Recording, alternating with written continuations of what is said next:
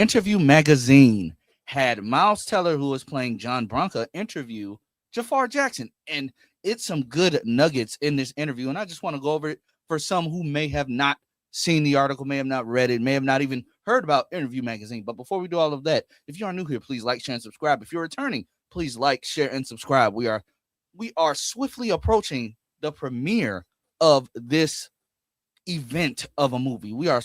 We're almost there. We are almost there, guys. About 17, 16 days away from early access premiere on the 22nd. I'm very excited. Again, like, share, and subscribe. Hit the subscribe button. I want to thank you all for the support thus far as I have been covering this film extensively. But let's jump right into this article. Do I want to have it big like? Yeah, I have big like that. It's fine. It's fine. Okay, so Interview Magazine had Jafar be interviewed by Miles Teller, and that's really fitting because they both co-star in this film. Jaafar Jackson tells Miles Teller how he unlocked the King of Pop. I won't go through the whole article because, it's a lot, but, this is as you can see right here, it's number 2 on the most read article of the day, I'm guessing. But he did a photo shoot. Jafar. So it says right here, how does it look to you guys? Is that legible? Should I blow it up? Let me blow it up for you guys. Blow it up a little bit. Think that's cool. Excuse me. Jaafar Jackson had never acted when producer Graham King approached him in 2020 about a biopic on his uncle Michael. Instead of auditioning the usual way, Jaafar sent King a voice note of himself speaking as MJ. King called back immediately. What followed? Years of obsessive solo prep and quiet determination not to let anyone else take the role, even after a global casting search. Now Jaafar makes his debut in Michael, charting the rise of the King of Pop. Co-star Miles Teller watched the transformation up close and had one question. How did he pull it off? Now, with that being said, I do want to know who else was in the running. I really want to know who else was in the running for this role. Background. I don't want to do more immediate. I just want to know who else was in the running. Will we ever find that out? I think we're going to find that out later on.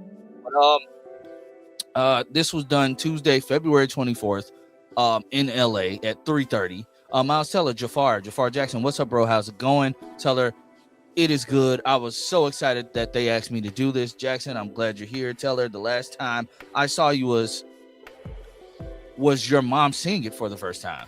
Jackson, she was. It was my mom and a few siblings. It was pretty surreal to see their reactions. She came to set one time, but she wasn't aware of what to expect. Even in the process of preparing for it, I didn't tell her for a full year. Teller says, what do you mean? When you booked it, you didn't tell her? No one in my family. This is the key part. No one in my family knew for a full year. I kept it pretty quiet until I felt comfortable enough to share it. But when my mom saw it on screen, it blew her away. It was hard for her to connect it to me, so it was very emotional for her. That's the key point. You want to know why? Because everybody could stop saying he got this role because he was Jaafar Jackson's son, because he was a Jackson. That's not it. Yes, Graham King wanted to meet with him, but it was because of the likeness. It was because of, his spirit, how he embodied Michael. He went after this role because he wanted it, not because it was a family birthright type of thing. His family didn't pull strings to get him the role. No, it was a casting search. So everybody can shut up. Everybody can shut up about that. Teller says, how big is the Jackson family? How many cousins do you have? I don't know the exact number because there's new babies every year. I think it's around 35 to 40 cousins. And I have 9 brothers and 2 sisters. Which is funny because my personal dad, has 9 sisters and 2 brothers. So that's kind of funny. And your mom, when she finally did process it, what did she say? I imagine parts of it feel almost invasive to the family members because it's such a personal story. Oh, for sure, Jaafar says, especially seeing moments that she was familiar with growing up and being around the family and then seeing it on screen while her son is portraying Michael. It was strange for her. She is very protective of me, knowing what's to come with it. Teller says, sure. My father hasn't seen it yet, and I can't wait for that. This was before the family screening that just happened a couple weeks ago. This was before that, so yeah, that makes sense. Jackson says, yeah, it was a full body experience. Definitely shows a side of me that my mom hasn't seen. Teller says Graham King, the producer, has worked with some of the absolute best, and he said the thing he really wants people to understand is you are Jaafar and you are playing Michael. It's not an impersonation by any means. How did you feel when you first saw it? Going into it, I tried my best to say I'm going to just try and watch it without critiquing anything. Teller, it's never going to happen. Jaafar, he laughs. As soon as it came on, it was a completely different experience than what I thought it was going to be. Teller, yeah, Jackson, it went by so fast. I was like, wait, that's it? But the second time I saw it was a completely different experience. I was able to understand what the story is and really allow myself to enjoy what's on the screen rather than thinking all of the things we shot that aren't in there, because that was my problem the first time. I was like, where's all that footage? And yes, when you film movies, when you film TV shows, there's a lot of stuff that gets, left on the cutting room floor. We know what happened with all the reshoots and having to restructure the third act of the film. Hopefully, Lord willing, when this film does good, I'm putting that out there, when this film does good, we will get the part 2 that we are, that we have been slightly promised. And later on in this interview, you will understand why I say that. But I get what he means. Yeah, Jackson says, I was proud of what I saw, but there's that little voice in your head. It's like, was there another take of that move that could have been better? But overall, it was a great feeling. Each time I see it, I find new things to appreciate. Teller, I don't think that feeling ever goes away. It's really hard when you have so much experience connected to something and then it's condensed into this 2-hour movie. Jackson, exactly. That was the thing I was fighting against. I had all those memories on set and even the additional photography that we did. That was what stood out to me. Seeing how they've shaped it together, that was my first time ever being on set. And I tried to stay with that confidence even when I was surrounded by 50 people on set. There were times where I would be a little self-conscious going into some of the big performances. Teller says, often, no matter how much prep I do, it's tough to not want to show them you can do the whole movie that first day of filming. Was there a particular scene or moment when it really felt like it clicked for you? Jackson says, from day one, I was put in a position where I had to show up ready because it started with performances. Taylor says, which is smart. Jackson says, which I love too. It allowed me to get all that nervous energy out and just embody Michael on stage. Once they said action, I let loose.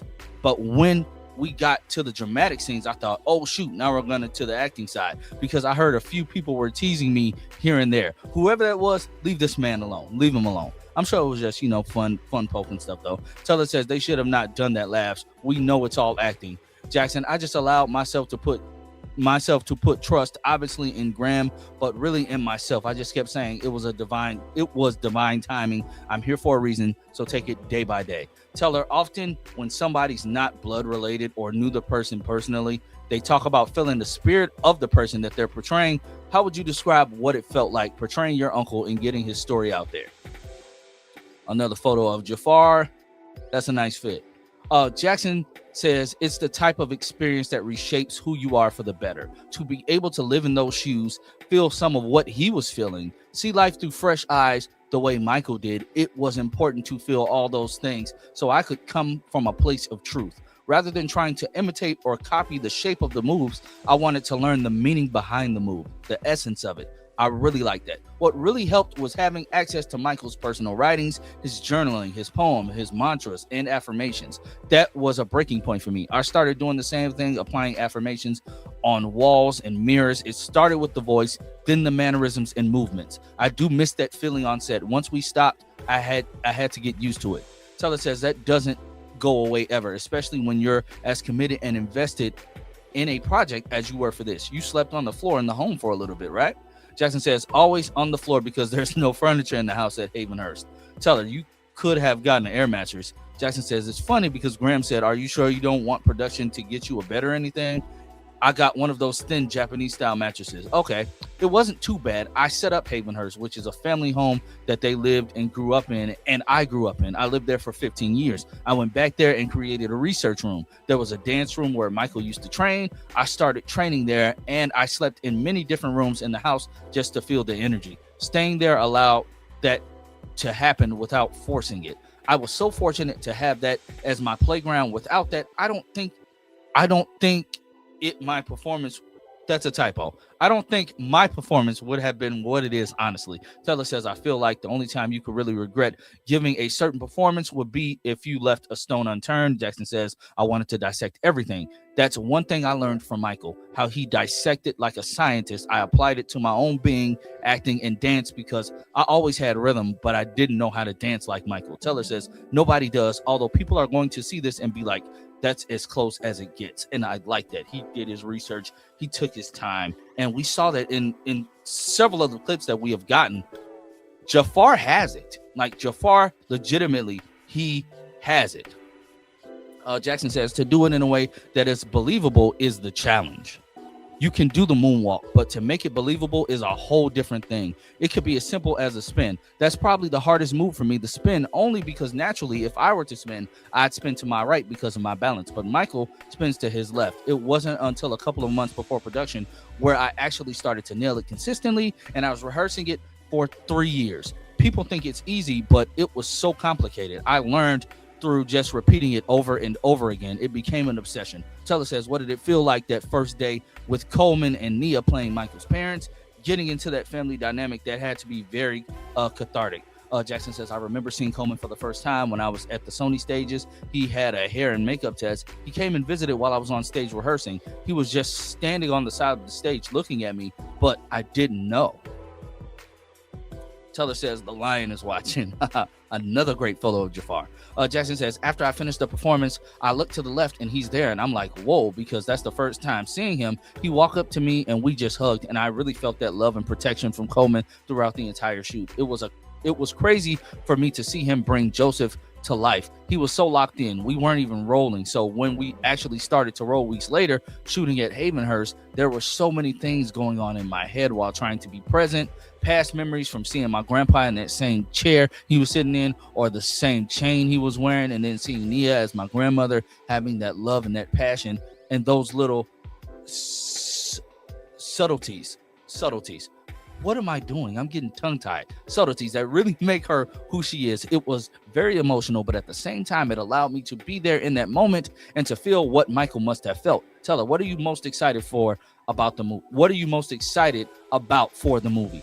I'm most excited about people getting to understand Michael from a point of view that they haven't seen before, to feel the quiet moments, because a lot of people are familiar with the iconic moments, but there's a whole emotional layer that hasn't ever really been seen. I feel like people will understand him a lot more. How do you humanize someone that there's so many opinions on, so many different stories from so many different people? To me, it was starting at the beginning, focusing on his personal writings and speaking to people who are closest to him. I have very few memories with Michael as a kid, but some of those were very helpful. Wow, they have a lot of typos. Were very helpful and informative as well. Teller, are you proud of all the work we're talking about that started in 2020 and is now finally coming out in 2026? Are you ready to be broadcast out to the world and show what you can do? Man, I'm excited to share it. Michael definitely gave me that bug of wanting to act through embodying him. I don't know what's after this, but I'm excited for whatever it is. I definitely want something completely different. What's nice is that whatever you play next will not be anything remotely close to Michael Jackson. I can promise you that. We just felt like you walked onto set every day as Michael Jackson. And honestly, it was just so enjoyable to get to feel like a fly on the wall for that. Jackson, that's great to hear, because I remember, and I'm not just saying this because I'm speaking to you, because I've shared this with Graham. When I was preparing, before you were even brought on, there were a few films I would watch to inspire me, and Whiplash helped me continue that repetition and obsession for greatness. So when Graham told me that he was having lunch with you, I was like, wait, I'd love that. It was a full circle moment for me. I'm glad we got to share that on set. Teller says, yeah, and I'll see you on the next one, hopefully. Listen to that. What did you find to be the toughest song performance? Filming Long Days with the performance expectations of Michael is tough, so I have to imagine it gave you such an appreciation for what he was able to do for so many years. Jackson, I always ask myself, I wonder how Michael's toes looked after all that training, because my toes started to transform, wearing those loafers, putting in the hours, But I would say the toughest one for me was Billie Jean for Motown 25, only because we would break down every movement frame by frame and match it. Every other performance was somewhat similar, just the structuring and the staging. But with other performances, I had more freedom to apply my own instincts or feelings within the vocabulary of Michael. I like that. I like that a lot. Teller, that's such an iconic performance because on the tours and stuff, there's a good amount of material and we recreated it beautifully. But for that one, it's like you can side by side it, and people have already started doing that. They even started comparing it with Wiley Draper's American Dream performance, and they're all goated. They're all goated in my opinion. Jackson. So yeah, that was the toughest one. Staying within the timing, also the style, and learning the 70s style, Studio 54 era grooves, and then the later era. It was just getting familiar with my own body and comfortable doing things that might look crazy or silly at first, but after doing it for many months or a couple of years, you find that confidence and you do it with a lot of belief. Teller. The old question people still ask is, did you keep any props? Was there anything that fell off the truck, as they say? Jackson, maybe I shouldn't tell you that, as he laughs. Teller says, well, the statute of limitations that they can't come after you. Jackson said, I definitely have a couple of things that meant a lot to me, but I did not just take them. I definitely ran it by a couple of people and got their blessing. I have a glove. Oh, I just lost it. Where was I at? I have a glove and the loafers. Okay. Teller, when's the last time you put on the loafers? Actually, a couple days ago. Listen, Teller, are you wearing them right now? Laughs. No, I only put them on if I'm rehearsing. So a couple of days ago, I put them on. Why are you rehearsing? Because we're getting to part 2. Duh.